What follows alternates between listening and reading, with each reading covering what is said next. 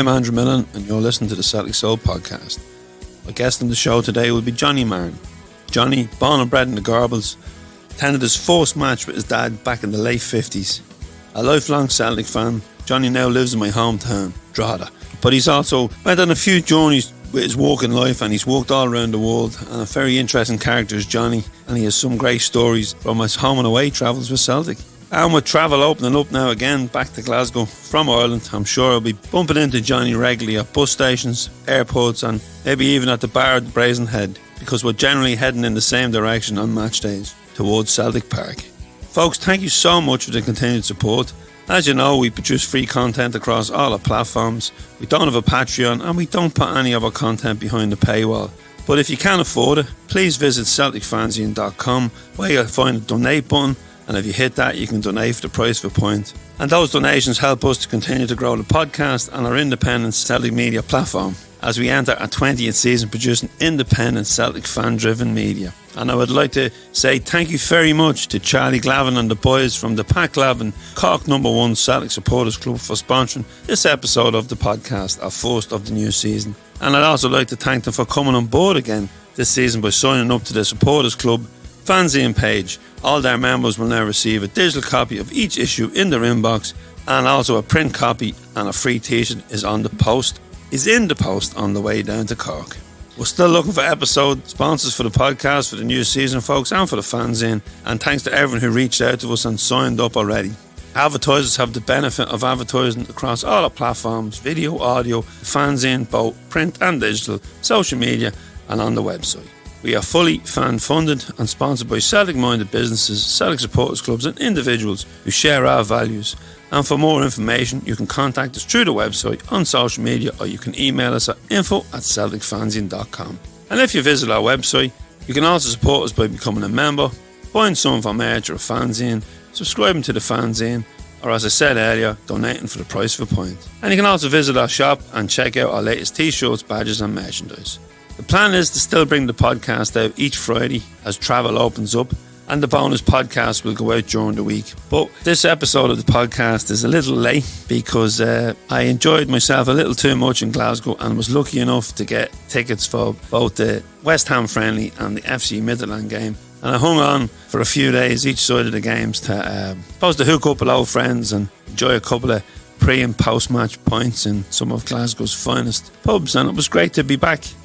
Great to see the businesses thriving again, and the sun was out, the fans were out, and if you haven't been lucky enough to get a ticket for Celtic Park, you're going to really enjoy your homecoming, because it was special walking up the Celtic way, I have to say. Richie is walking away, a graphic designer, on the new issue 116, so once we've that ready, we'll get it out in the post to all our subscribers, and we'll have details up on the website if you want to order a single copy. You can still download the digital edition of 115 and check out our back issues on the website. And if you never want to miss a copy of the print or the digital edition, you can subscribe for as little as $5.99, and all those subscribing for 12 issues will receive a free t-shirt. So please visit Celtic Fanzine TV on our YouTube channel and hit the subscribe button, and check out our playlist where you'll find all our shows: Talking to Terrace, Celtic AM, Millish Meets, Celtic Soul Shots, The Grand Old History. We've got bits and pieces from Celtic, from the press conference we do with them, and you'll also find all the Celtic Soul Podcast now on YouTube. And I have to thank David Potter for the recent Grand Old History podcast, which we dedicated to the memory and the life of Charlie Gallagher, who will be sadly missed by Celtic fans who knew Charlie, and also those lucky enough to have seen him play. Don't forget, all the Celtic Soul podcasts are available across all platforms, so please follow or subscribe. It doesn't cost anything on your preferred provider. All podcasts, both audio and video, are also available on our CelticFanzine.com website, where you can also subscribe to our newsletter. Keep up to date with what we're up to. As I said there earlier, I loved getting back to Glasgow. Unfortunately, I couldn't stay for the unveiling of the Great Hunger Monument in the Calton, but thanks to Heinzie for posting up pictures and videos on social media. For those of us who couldn't make it, I'm sure it will now be a regular stop for people to pay homage to, I suppose, the forefathers of our club and our ancestors who travelled to Glasgow for food and I suppose a better life. And I suppose the biggest tribute to the famine is Celtic Park, but it's great now to have this monument to those who made the journey and I suppose, remember those who died during those dark times. On the playing side now, we do need some major reconstruction in the defence. The West Ham game showed us that. There's just so much work to be done. We should never be getting pumped at home by 6 goals. Although there was signs going forward of what the manager's all about and the style of play he wants to play, and we did play well for, I suppose, small periods in the game. But look, we just need to get the defence overhauled, and it's not fair on the young lads having to carry all this. It was two very young centre halves in there, and they just were up against quality, experienced Premier League players who play at a higher level than us. Let's be honest. I think we still need to address the goalkeeping position as well. Last Tuesday night, as I said, I was one of the lucky 9,000 inside against Midtjylland, and you know what, we had so many chances to win that game. You know, a mix of the woodwork and poor finishing probably cost us, and then, you know, we lose a goal to another set piece, and it's just deja vu stuff. But look, hopefully we can get the result in Denmark and secure passage to the next round. If not, we'll be in the Europa League, and that'll see our first home game of the season switch to a Sunday. But there's going to be more fans inside, and whether it's Saturday or Sunday, it's going to be great for those who haven't experienced getting back to Celtic Park, yeah, or even just getting back to Glasgow to see old friends and, you know, enjoy a pint or a stroll around the city. And maybe by then we'll have a couple of more players in, and also our new boys will have settled in and come out of isolation and be part of the first team squad, and maybe we'll get to see them in that game. Who knows? My guest on the show today is Celtic fan and Gorbals Bhoy Johnny Marron, a lifelong Celtic fan whose dad took him to his first game in the late 1950s, and since then he has travelled home and away with the boys, and he has a tale or two to tell. Johnny Marron may live in Drogheda, but in his heart it's always been in the Gorbals in Glasgow, where he was born and bred, and where his love affair with Celtic Football Club first began. Hello Johnny, you're very welcome to the Celtic Soul Podcast, and it's great to have you in the studio here at More Than 90 Minutes HQ as we come out of COVID, back to normality a little, which kicked off for both of us last week with a return to Glasgow, where we have a new manager in charge of Celtic. Well, thank you, Andrew, for inviting me in. It's a pleasure to be here. The season coming up, I am very, very optimistic this is going to be something different from what we've been used to last season. You know, the man Angie speaks very, very well, and I think a lot of the SMS in Glasgow are going to be a wee bit shocked at his approach to them, because I don't think he's going to take any of the bull that other people have taken from him. Hopefully, the players that's been mentioned, and I know there's been so many of them, you know, if we get 2 or 3 of them, I mean, I hate criticising Celtic players, I never do, but there's positions that has to be filled in very quickly. The 2 fullbacks and the goalkeeper. You know, up front, I think Eddie's going to go. We know Eddie's going to go. It's a matter of when. So he's certainly got to fill that position, because the Swiss boy we've got, he just runs about like a headless chicken. The boy that's coming in from Japan, watching the montage on YouTube, he excites me. He seems to play on the shoulder of the last defender, but his pace is electric and he just goes away from him. So we get him in. I know it's going to take another 4 weeks to get him quarantined, bedded in, training with the boys, finding out the system we're going to play. I think everything's going to start looking good for us. Yeah, when I looked at the team sheet, Johnny, on Tuesday evening, I was lucky enough to have a ticket for the game. When I looked at the team sheet, I commented to Hilly, I says, I'm happy with from Sorrow up. We're very light at the back, and then the goalkeeper, obviously he had another howler. And you know yourself, you don't want to criticise Celtic players, but the time has come now where there is players out there in that defence that give you 100%, and they did the other night. But maybe they just don't have the quality to take us to that next level, to give us a run in Europe or to win the league. Because we have to wrestle this title back from across the city, Johnny, because, I don't want to look back at last season. I just want to forget. But, things have to change. Very slow getting the manager in, but hopefully now that... Hopefully we saw with the young Israeli lad that, You know, he looked the best player on the pitch before he was taken off, Johnny. And if we can get a bit more quality in, well then, you know, we might just have a team, but it may just take a few weeks to settle in. Well, Andrew, I'll certainly wait until we get the quality rather than just. I mean, there's so many fans out there. All they want to see is somebody filling the jersey. Whether he's mediocre or he's a superstar, it doesn't matter to a lot of people. They just want Celtic to buy somebody. I'm quite happy to wait. If we have to wait for another 5-6 weeks to the end of the window to get the right people, I'm quite happy with that because there's a long way to go after that in the season. Yeah, and I just keep... My memory goes back to Wim Jansen when I think of a manager that didn't really have a pre-season and then came in, didn't have a great start, but come the end of that season we were celebrating in the sunshine, going down the Gallagher. I'm sure you were drinking a few pints in the Gorbals that night. I'm sure, yeah. That was the days of the Railway Club in the Gorbals. There was no Brazenhead in them days, yeah. Yeah, the Railway Club, I was in it a couple of times. It was normally a stop on the way to Hampden. The Naga used to get us in. Yep, the Naga was not a frequent visitor, but a welcome visitor. Well, he knew every doorman anyway. That was music the area, especially on a warm sunny day, and you could sit in the beer garden. Yeah, but Johnny, look, it's a new season. I regularly bump into you at bus stations or in the airport, even though we now live in the same town. But I think I only met you once during the lockdown when I was out walking with the dog. And although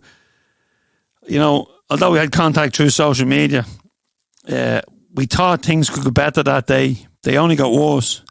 We didn't think they could get any worse, but the season dragged on.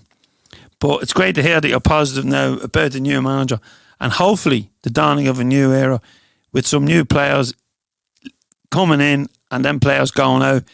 But as I said, Johnny, it just needs time and I think the fans need to be patient with this one. I fully agree with you 100%, but unfortunately, knowing the history of a large number of our fans, they have no patience. Everything has to be done tomorrow, irrespective to the outcome.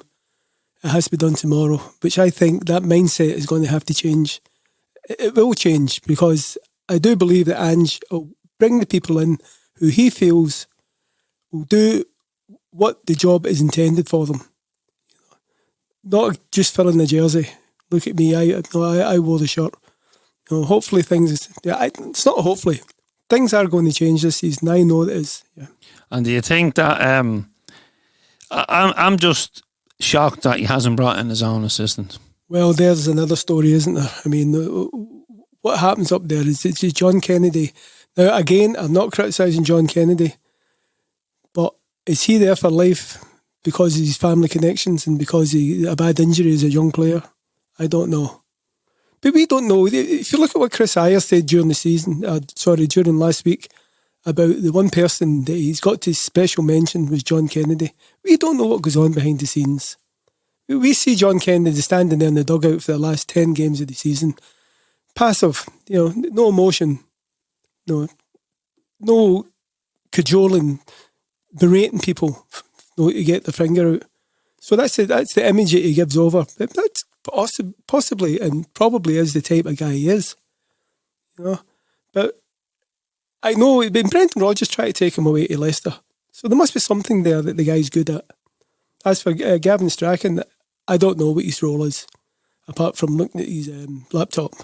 Yeah, that became the butt of a lot of jokes. But I suppose there's just, Johnny, when you've been watching football as long as, like I've been watching it for a long time, but you've been watching it for even longer, and when you do see new technology and stuff like that, the game is changing. So I'm not gonna hark back onto the laptop jokes and that. But I wouldn't have minded if they were part of the setup.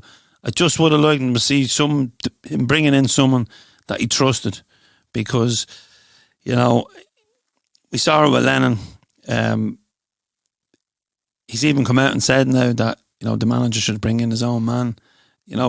Martin O'Neill, Brendan Rodgers, these are men that wouldn't have come in without the backroom team. And I honestly think that maybe that was the stumbling block with Howe, that the goalposts were moved. And he went, no, I'm not going in without my men. And, in hindsight now, the Eddie Howe thing is just, it dragged on that long. You're kind of glad he didn't come. And now with the positivity around Ange. But again, it's all positive at the start. We were positive when the players came in last year. And none of them really carried out any type of positive role at the club. It was like the signings last year was, maybe I'm wrong, but I don't think we brought in one signing last year, either on loan or Ball. That was decent. No, I have to agree with you there. But we were probably sitting here at this time last year going, oh, that goalie looks like a good Greek international, and Duffy coming up, bit of experience. But it didn't work out for them. But hopefully it'll work out with these. I've interviewed a Japanese journalist, and he said we've got the best manager in the J League, and now we've got the best player.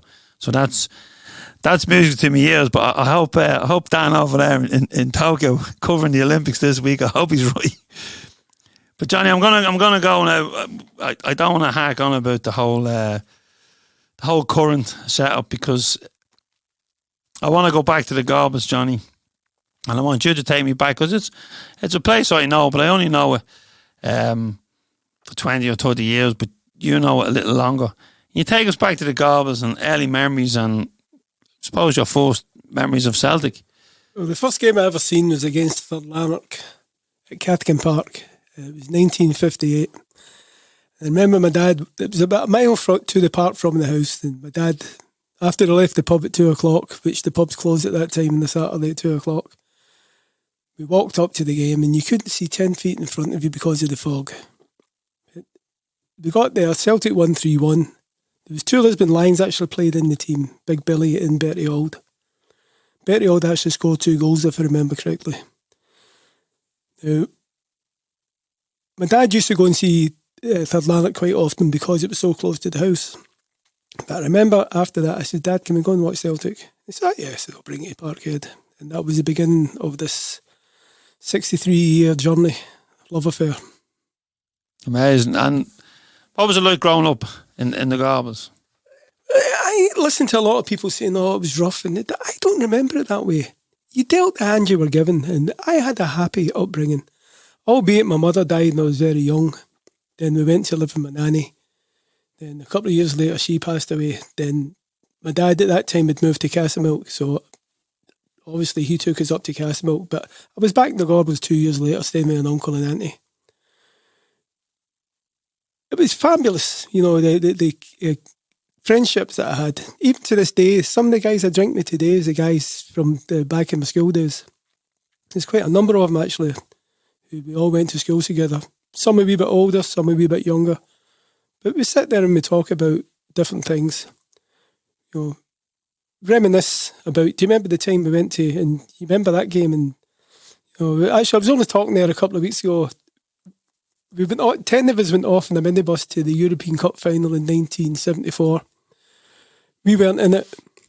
Atletico Madrid cheated us out in the semi-final. But we had everything booked, so we went anyway. And myself and a couple of other guys were just sitting talking about it there a few weeks ago. The laugh we had. We never got as far as Amsterdam to the final. We got as far as Ostend, and the guy who was carrying all the petrol money lost it.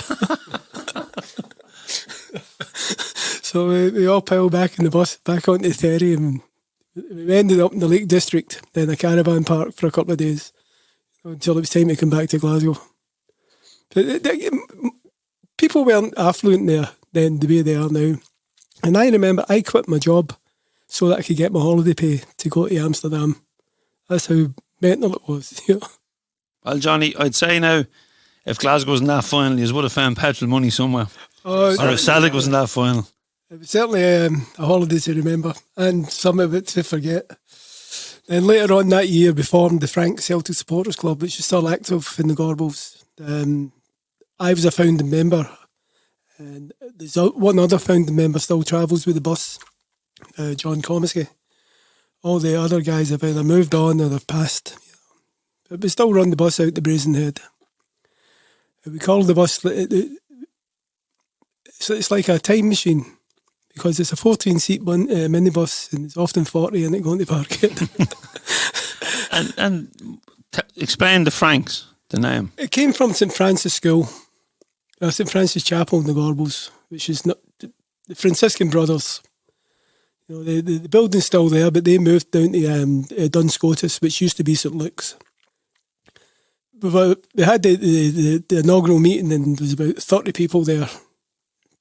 And everybody was putting in ideas. What would we call ourselves? And somebody says, well, why don't we call ourselves St. Francis?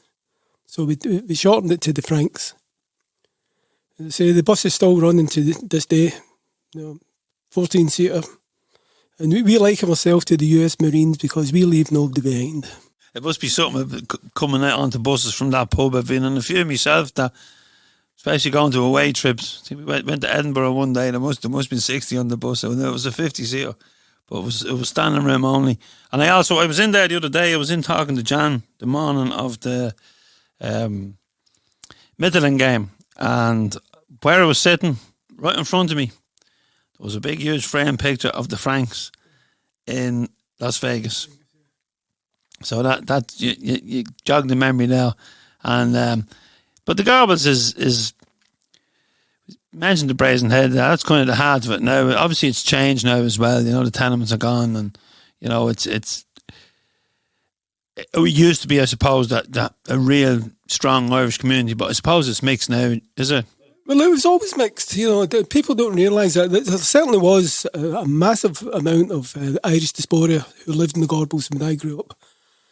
But there was also Latvians, there was Polish, there was Russians. It was such a broad mix, it was unbelievable. But everybody got on with each other. There was nothing like what we get now in different parts of the world, because of your religion, your race, whatever. And it's still the same in the Gorbals today to a certain extent. Everybody in the Brazen is welcome, irrespective to where you come from.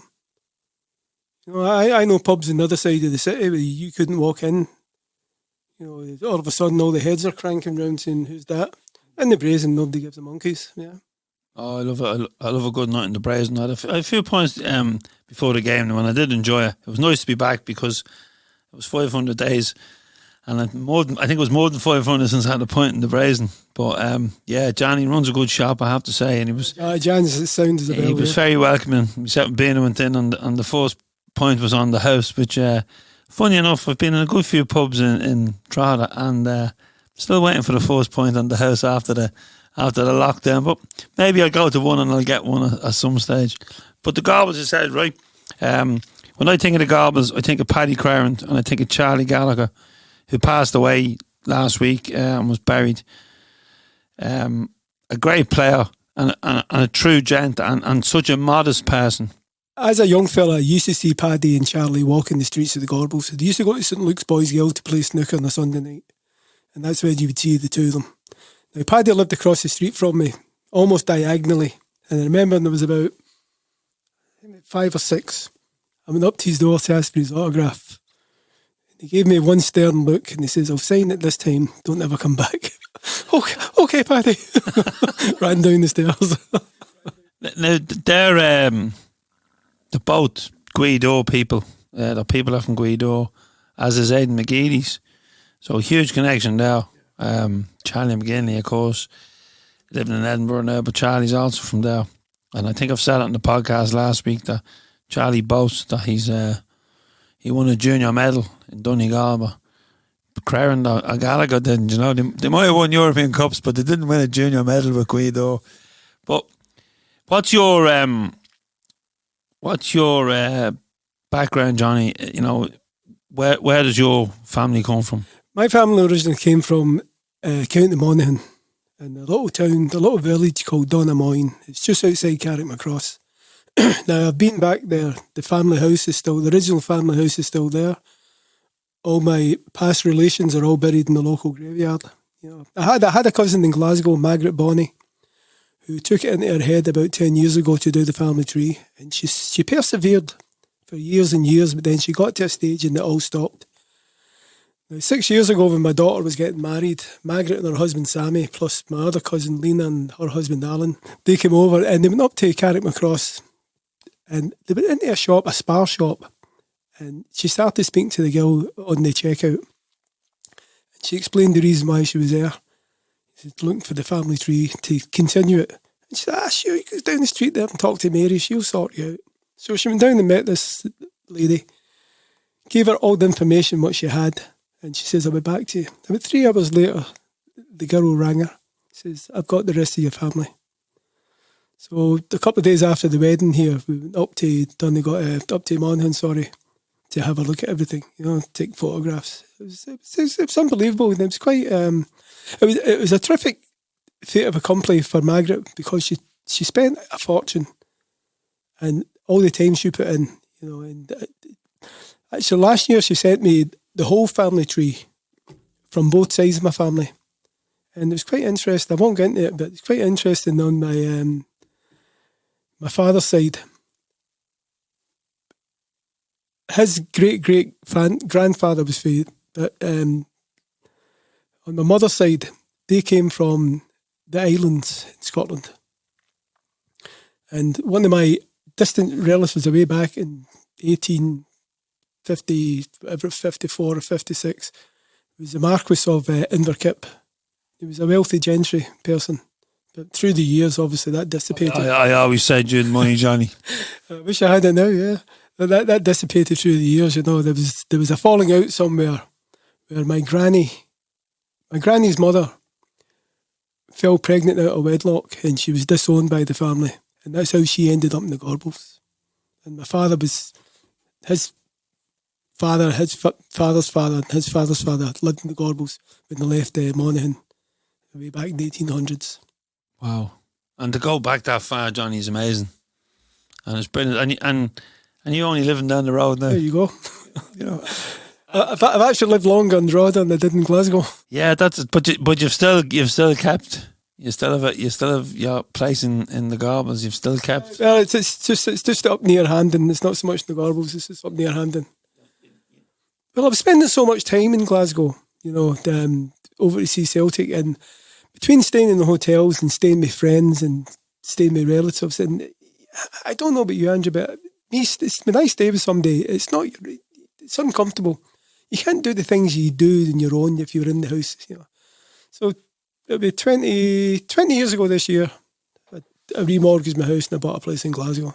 And I still use it more than regular, believe me. I got my money's worth out of it. Well, I always said, don't buy in the Costa del Sol or Mexico. Buy a holiday home and just down the road from the Gorbals. That's it, now you have it. You mightn't get the weather, but you'll get the crack. Yeah, but just staying in the Gorbals before we move on. Benny Lynch is from the Gorbals. So there's, I suppose, when a way out of the Gorbals is through music, sport, it's every working class area, and to have 2 European Cup winners and Benny Lynch coming from your area, it's something to be. It's an area to be proud of, And I'm sure there's more that I don't know about. Oh, there's Alan Pinkerton, who started the Pinkerton Detective Agency in America. He was for the Gorbals. Sir Thomas Lipton, he was for the Gorbals. I mean, an ex-Prime Minister, Bonner Law, came from the Gorbals, British Prime Minister. I mean, there's quite a number of people that you possibly, obviously, haven't heard about. But there's a lot of people from the Gorbals went on to better things. It must be worth doing if someone does a walking tour of the area. Well worth doing. Yeah. Well, about 1980, I was out working in Germany, and I was coming back to get the train from England up to the central station, and I was walking to the house in the Gorbals. And for the first time, what age I'd be 27, and I looked up and I said to myself, I've never seen that before. Different things, and it kind of intrigued me. And I started buying books on architecture about Glasgow and the Gorbals and the Oatlands, the surrounding areas. And as you say, I used to go in little jaunts by myself, have a look at places. And without a shadow of a doubt, Glasgow is the most architectural, beautiful city in the world. It's funny you should say that, Johnny, when I'm walking around Glasgow with Sandra's culture vulture. If I was in Glasgow on my own, I'd see the inside of pubs. Might go to a gig, definitely go to football. But when Sandra's with me, I've been on the Red Bus more times than I can count. I've been in every museum. But one thing she always says, look up. Just look up. Look at the architecture. In the beautiful, the stories that's in it. Because when you're looking straight in front, you're really looking at shop fronts. But it's only when you look up. And it's a very, very historic city. And look at Central Station even. I done the tour underneath it just before the lockdown. The Monday after the Smirren game. And again, Cassandra was with me. And well worth doing, And it's funny, when we're in Central Station, the lad that does it, I forget his name, with the long beard, he's a great character. He was saying that when the whatever sickness came back from the war, he was showing us, pictures and that of all the people dead, lying dead and sick in Central Station, and the women were coming in to identify their husbands, coming home from the war, because they had brought back a disease from the trenches, and it was just, and then within a couple of weeks we're in a pandemic, and you're kind of going, imagine that now, and all of a sudden you're looking at mass graves in some countries, and just mad the way it goes. And because I was in the Gorbals the other day, Johnny, and because you're in characters, there has to be some characters still there, and some characters that come through them pubs and that. There's one guy who's still around, James Spencer, a legend, an absolute legend. He's actually an uncle of Johnny Spencer, played with Rangers and Chelsea. Years ago, they used to allow the orange parades to go through the Gorbals, and it used to cause an awful lot of, obviously, unhappiness.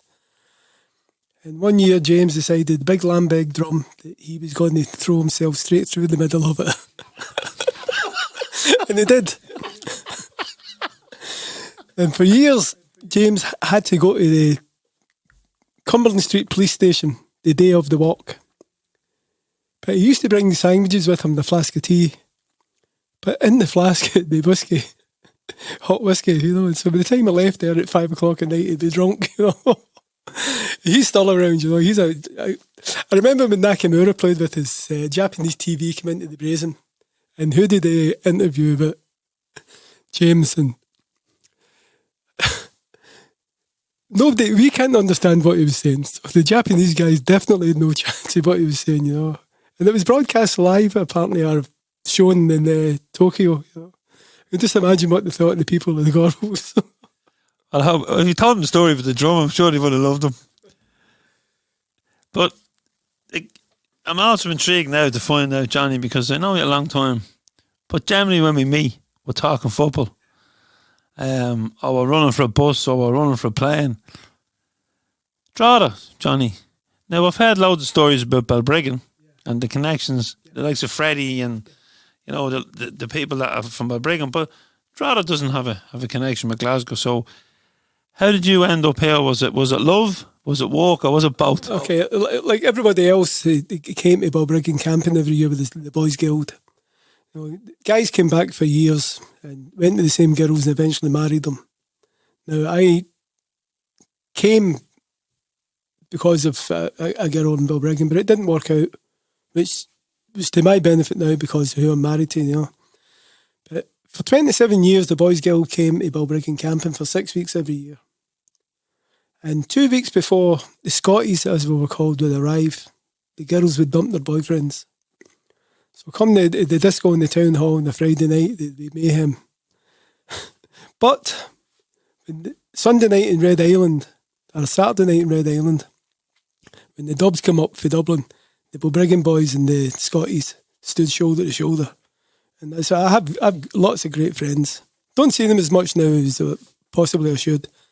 But I have lots of great friends in Balbriggan. So I stayed there for the first 8 years, up until I got married. And I wanted to get a flat there, and I was told a flat, no, we're moving to Drogheda. My wife's from Drogheda, she's from Bolton Street. She was living out in Colway Hill at the time, down in Monster Boys. So that was it. After the first year of marriage, work here was virtually none, And I was a carpenter by trade. So I said, look, I'll head off over to London. I'd been in London, I knew London, and I got a job straight away. My first daughter was born on June of 85, and in August, Caroline and Samantha moved to London. And we had 2 boys in London, Gary and Ryan. We stayed there for 5 years. Then after that, I said, nah, I don't want to raise my children in London, so we'll head back home. So fortunately, we were lucky enough to have bought a place in Dagenham at the time. So we came back, we had a wee bit of a nest egg, so we bought the house in Meadowview where we still stay, and where I'll never leave.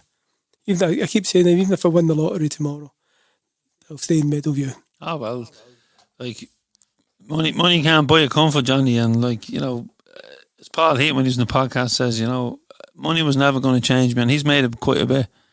He said, fame might have changed me, but money was never going to change me. He says, what am I going to do? Live in a bigger house and build walls so I can hide behind them, and drive a bigger car so I can look down on people. So, yeah, I know exactly where I come from. I wouldn't leave my little house because if I won the lotto, because I just blow all the money and just go on one big party, Johnny. Because, like, I wouldn't leave the house, but I'd probably park the yacht on the Boyne. You sure it's not there already? No, that's a trawler. Yeah, and funny you should say that the Boys Guild, when we had Jim McCalliog on the podcast, Sean Wilson messaged me, and Sean's from Balbriggan, and Sean was quite a good footballer. He would have played League of Ireland and Leinster League, and he said he remembers playing against them when the Boys Guild would come over, and obviously Jim went on and made a decent career for himself. There's an awful lot of good football players come out of Gorbals who never made it. Then there was other guys who could have made it, but their lifestyle put an end to that. I think that's everywhere, but isn't it? Yeah, well, true enough, yeah. I mean, without naming names, I could... One guy who you would know very well, he used to be a Quality Street kid, and unfortunately he couldn't handle the money that he had, and at 17 he was drinking, and Big Jock found out about it and gave him a warning, and he was caught then trying to break into a pub in Govan Hill and said, that's you finished. And this guy, I mean, if you read the likes of George Connolly's book or Davy Hayes' book, they all talk about him. What a fabulous... Steen actually said when he was 16, this is the best prospect I've ever seen at 16. And he spunked it all away for what? For a few beers. Just... I see lads now that even lads that played pro football, played at the highest level, and they've fallen on hard times as well. So I suppose when you're at the peak or at the top, the only way is down. So it's probably, if you have the right mindset, you'll stay at the top. But I think the players now have I think if he was playing now, he would have got more chances. Oh yeah. Because I think we've one or two in the team that seem to get plenty of chances. Yeah, true enough. But yeah, like you said, you walked away, Johnny, to building trade. You walked in London, but I know you've been to Nigeria because you've Ghana and Indonesia, places you wouldn't really be on the map for going for a nixer. But there must be some great stories on them travels as well, trying to get to see games, because I know how much Celtic means to you. I was actually thinking today, when I was driving home, when we first got married. And money was very tight. We were down in London, but I could always find a few bob salted away that I'd go up to Glasgow for a couple of games, and it used to cause a wee bit of friction. How can you go to Glasgow and you can't buy this and you can't buy that? And my favourite saying, and I still say it to Caroline now, is "You don't understand." We laugh about it now, but sometimes it wasn't funny back then. But as we came back here and things started to pick up. Then Caroline, after raising the 3 kids, went back to work and things changed. Then we both had a few pounds, So, I tell you the best thing ever happened, Andrew. And I was working in Indonesia in 1998, and I came home in December, and Caroline had booked the New Year in Glasgow. It was a 2-0 game when Lambert and Burley scored. And the next day, we went up to Celtic Park and we done the tour of Celtic Park. And as we left the main stand to head over to the Brother Walford stand, she stopped kind of behind the goal at the Celtic and looked round the place. And she said to me, I kind of understand now what this is all about. And from that day on, believe me, she never once berated me for going to Glasgow. It was basically, she started actually coming to games with me. Then we would go over as a family. We'd drive over and 5 of us would go to the games. Then the 2 boys didn't have a great deal of interest in football. But myself and my daughter, when she was 13, 14, 15, we'd go to Glasgow nearly every 2 weeks. I tell you, we stayed in some awful hotels trying to save money. Oh, well, needs must, Johnny, staying in a 5-star hotel once a month, or staying in a dump twice a month. I know what I'd pick. I'm picking the dump because I'm getting the 2 games. But what about in I suppose the last place you were, Johnny, was Nigeria, was it? No, Ghana. So can you get to see the games over there? Yes, there's no such things as internet as such in the games on Celtic TV. But in the laptop, I got one of the local IT wizards to change. I think it's the IP address. Then I sent to Celtic, paid my subscription. So I'd watch it, but the streaming was terrible. You'd see it and you wouldn't see it. But one of the best nights I had in Accra was the night we beat Barcelona. It's one of my biggest regrets. 2 games, my biggest regrets watching Celtic that I didn't get to was the Barcelona game. But we watched it in an Irish bar called Ryan's, of all places. And that night Chelsea were playing, I think it was Shakhtar Donetsk, and Man City were playing, they were playing a German team. And one of them drew and one of them lost, and we beat Barcelona. Well, I let the English crowd know 1,000 times that night. They keep telling me, what are you watching that for? You're going to get slaughtered. But we didn't. And it's probably one of the greatest nights in Celtic's history. The other game, which to this day still vexes me that I missed, was we beat Liverpool at Anfield 2-0, Hartson and Thompson. I was all set to go. I had a ticket for the game. I had a flight at 12 o'clock. And about 10 o'clock that morning on the site in Clonsilla, we had an accident. So I was being brought a wee bit of corporate entertainment. I had to phone the guy up, so I can't go, so I need to stay here. And that night when I sat and watching the game, and I kept saying to myself, again, another game that I'd have loved to have been at.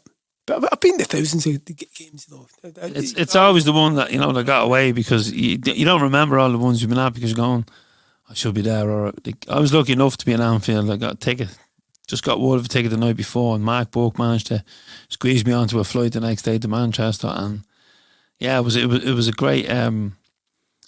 But I remember that day, and I remember Mark, and he was like an unsung hero. There must have been 20 lads on that flight without tickets, and he walked his ass off on a mobile phone all day, and no matter what part of the stadium they were in, because I think when we got on the plane, I was the only one with a ticket. I remember Jerry Gillen saying to me, he's going to have his work cut out getting us all a ticket, but you know how them boys walked. If they got contacts here and contacts there, but I think people don't see that as well. They just see they don't see the work that the people put in running clubs and that goes on behind the scenes, making sure that their members get tickets. And it's a thankless task for a lot of people.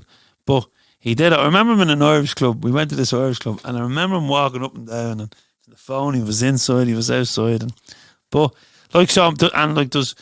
thousands of Mark folks around that will walk their ass off to get tickets. Yeah, we have one, John Comiskey, in the Brazen. Well, again, it was in the railway club then. I was over for a couple. I had travelled to Glasgow to go with the lads out the Franks, and the night before, we're leaving the Sunday, and the night before it, all we had was one ticket between 12 of us.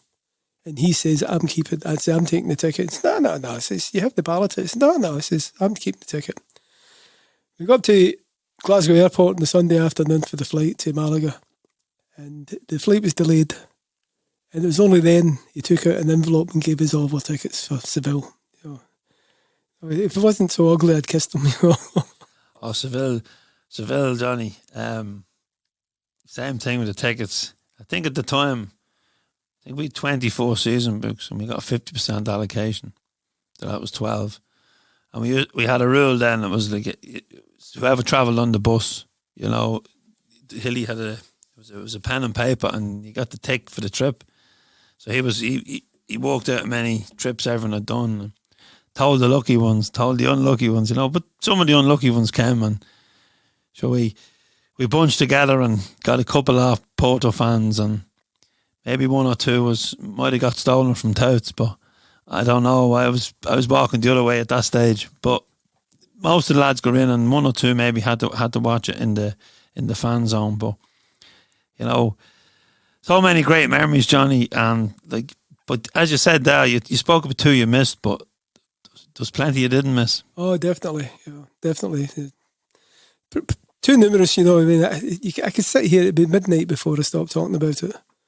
This one European game that always stands out was when we beat Juventus 4-3. To me, that was an ultimate.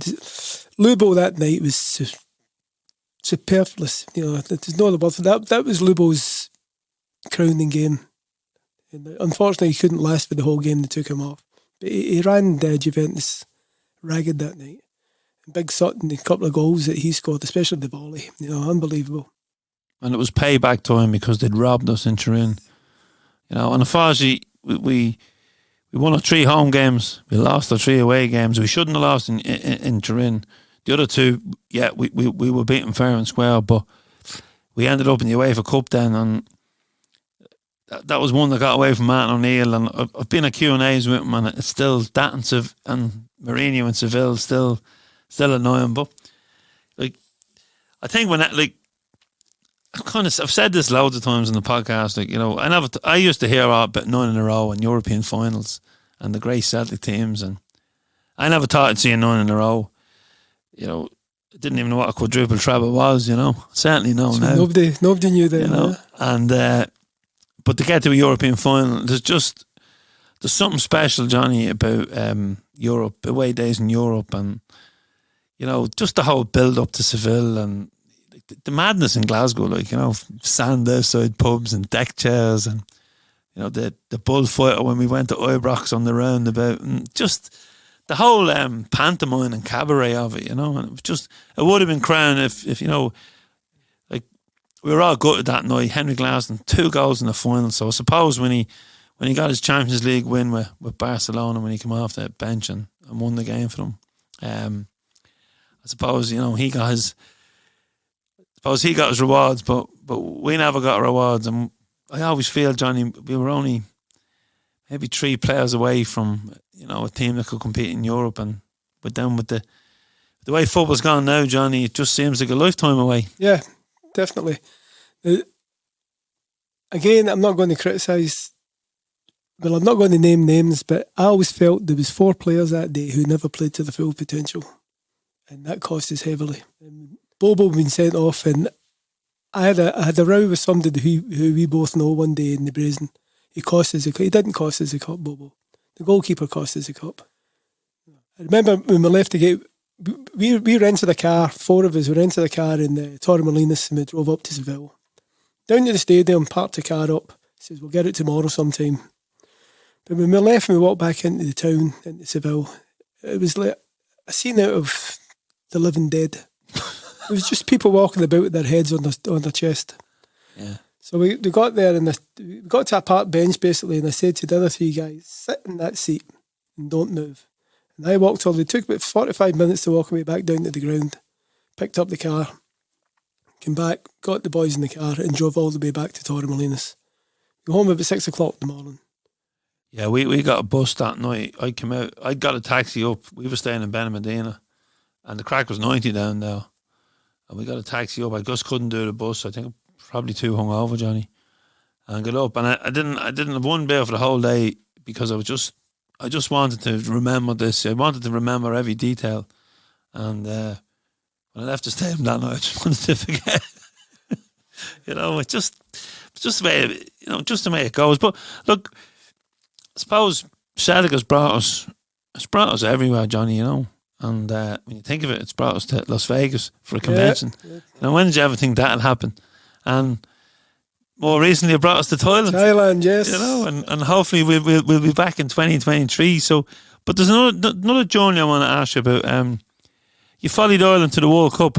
I went 94 to America, yeah. Enjoy it? Immensely. First time ever in America. And since then, I haven't stopped coming back. You know? I went with Martin Walsh and Peter McCann for Clotterhead and Jimmy Bashford for somewhere up near Trim. There was 10 of us went. After the Italy game, I never got to the Italy game because I couldn't get a ticket, so I watched in the pub. But after that, I went up to Cape Cod for a week, and we just enjoyed ourselves up in Cape Cod. We left there, went back down to New York for the Norway match. Got tickets for that, no problem. Then we came home. But it was just a wonderful trip. Even to this day, I still call them very good friends on that trip. People I'd never met before.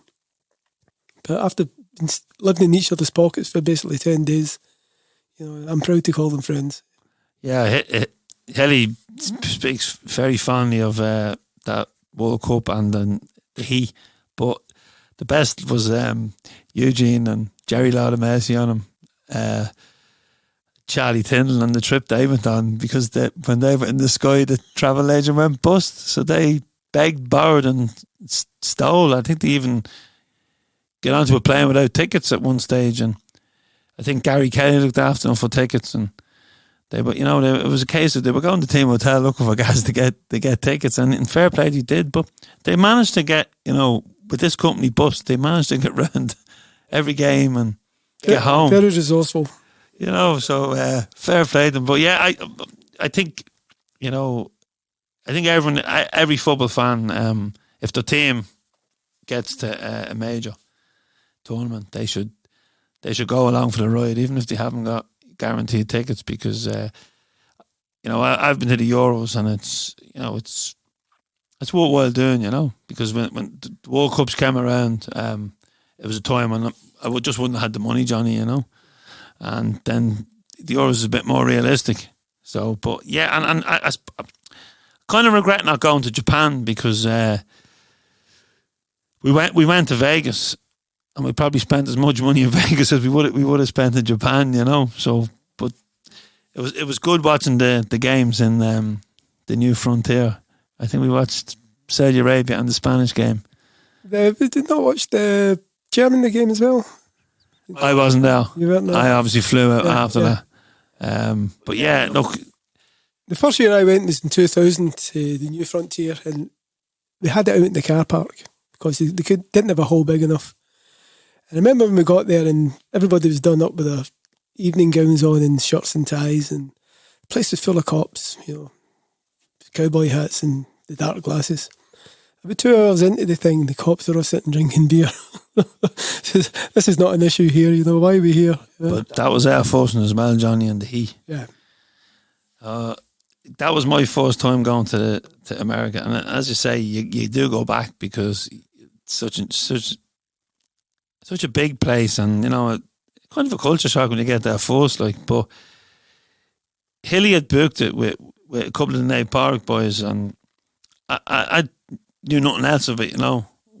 We arrived in LA, and we had a day to kill, but we were flying that evening, and we'd enjoyed ourselves coming over in the plane. We're standing at the taxi rank waiting to get taxis to Santa Monica. Hilly comes round the corner in a bus with a little Puerto Rican driver. There always has to be a bus involving Celtic fans. And we all bailed on. And I always remember going down the freeway, about 7 lanes of traffic, and the tricolour hanging out the window, and the Reva music on. And I just looked at Suey Tootie, Suey, Tommy's older brother. I just looked at Suey and I said to Suey, I said, this is absolute mental. And he just, lads banging windows. But when we got to Santa Monica, Hilly had collected the money and paid the driver. And I said, what did you pay him for? He's not going to come back. He will. 4 hours later or 5 hours later, same spot, the Puerto Rican driver comes back. So there is good people out there. And then the rest of the week was just great. It's just a blur. It was just put it this way, I was glad Sandra was with me, because after 3 or 4 days, I was just, because I'd never experienced the time zone either, Johnny, but they were just, look, it was amazing. But here, listen, talking about time zones, I have a time machine, and every time I have a guest in, Johnny, and I know you're a regular listener, or at least I hope you are, I always want them to take us back to a match or a moment, during your life. And I suppose because Celtic means so much to you, if you can take us back to a Celtic match or a Celtic memory. Whether you start with that one, Aberdeen Cup final in 2017. And I don't admit that I shed a tear. And it was just tears of pure happiness that we'd done the treble. I'd seen trebles before under Martin and under Jock. But there was just something so special about that. We went undefeated for the whole season. Now, I go to Hampden with the same person. She's a 75-year-old lady. And she lives in Eastbourne. She was born in Scotland to Scottish parents, but moved down there when she was 2 months. But she started following Celtic. And she comes up to Glasgow for all the big games. And we always get tickets together. Whatever way it's allocated, we always get tickets together. And we were there, and when Rogic scored the goal, I started crying. Just tears of pure happiness. And that was ultimate. And I remember saying to Ellen, the good Lord can take me now. That's the God's honest truth. But he didn't. So I'll probably see a few more. Yeah, well, this year, Johnny, we want to see a league title, an automatic Champions League qualification. That's the big catch at the end of it, automatic qualification. You know, and then because if we don't, and our neighbours do, we basically took, when we had our foot in their throat, we not only did we give them a hand up, we gave them a couple of quid in their pocket to see them home that night. And that's the way I feel about it, because if the shoe was on the other foot, it would have broken eggs. Yeah, definitely. Yep. So, Johnny, it's been a pleasure. Thanks very much for opening up your Celtic Soul to us. And I'm sure we'll bump into each other more in Glasgow than we will in Drogheda as the season goes on. Yeah. Next 2 home games I'm over. I used to book up, when the fixtures come out, I used to book up every game to the split. But then a couple of years ago, when you get knocked out of the Champions League or you get into the UEFA, you had to buy another ticket to go home on the Monday. So now I'm just doing it, especially in the climate we're living in today. Yeah. I'm just doing it piecemeal. So I was over last weekend. I'm over for the first home and the second home game.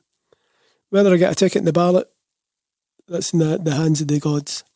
But I'll be there anyway. If I don't see it at Celtic Park, I'll just watch it in the Brazen. Hopefully you'll get one, and sure, you wouldn't have heard of a spare one knocking about. You better believe it, Andrew, my friend. No, there was a couple the other night as well, so there was. As I said, Johnny, thank you so much for coming on to the show. Thank you for bringing me in. I really enjoyed myself. Brilliant to have Johnny, yet another guest in the studio, in the flesh, for a chat. And going forward, we'll have a mix of guests in the studio, and we'll also use the technologies available to continue to get guests from all walks of life onto the show from all corners of the world.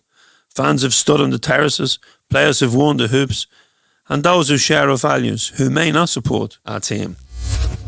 Don't forget to follow us on social media. You can find us on Instagram, LinkedIn, Facebook and Twitter, and you'll find links for all our audio, video and articles and a few more bits and pieces on those pages. If you're enjoying all our free content and can afford a small donation, please click the donate button on our homepage, CelticFanzine.com. That allows us to continue to produce quality independent fan journalism across all our platforms, and hopefully soon back in the flesh at Celtic AM. Thanks as always to the show's producer Ronan McQuillan, our video editor Daniel Faulkner, Aaron Boyle for steering the good ship on the ground in Glasgow, and it was great to see you, Aaron, when we were over. Thanks so much for what you've done for us during the lockdown. To Richie, our graphic designer, who's working hard at the moment on issue 116, which we're looking forward to getting out. So folks, that's it for another week. Enjoy the rest of the week. Don't forget to check out our bonus content on the YouTube channel and also on our podcast platforms. And let's hope we can get the results we all crave against Midtjylland. And I'm looking forward to bumping into some of the listeners in Glasgow when it's safe to do so at away games also, which will be another step. Let's get the stadium full again, and then let's get an away game in Scotland, and who knows, maybe an away game in Europe. I'm really looking forward now to the season. I'm fully vaccinated, got me digital cert, and been through the airports a few times and in the last week, so I'm kind of getting back to normal. And I even had a DJ gig, so that was another step in the right direction. Well, anyway, folks, continue to stay safe, keep the faith. We'll be back with another Celtic Soul podcast soon, and this week we play out with Glasgow band the Acid Ultras.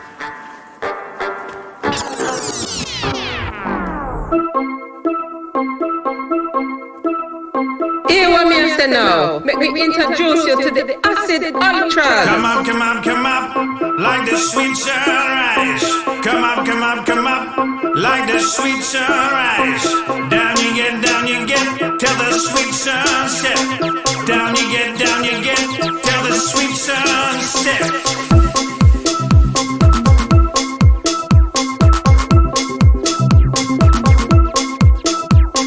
Come up, come up, come up.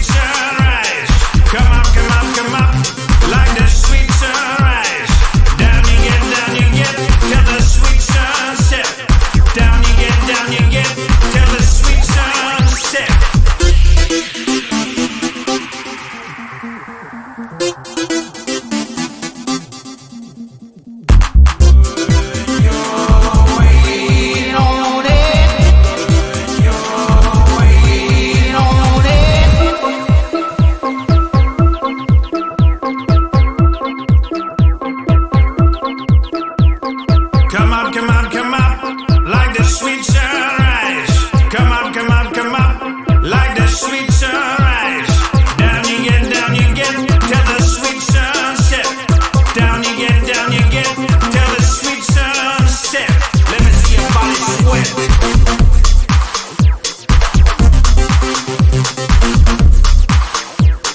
Let me see your body sweat.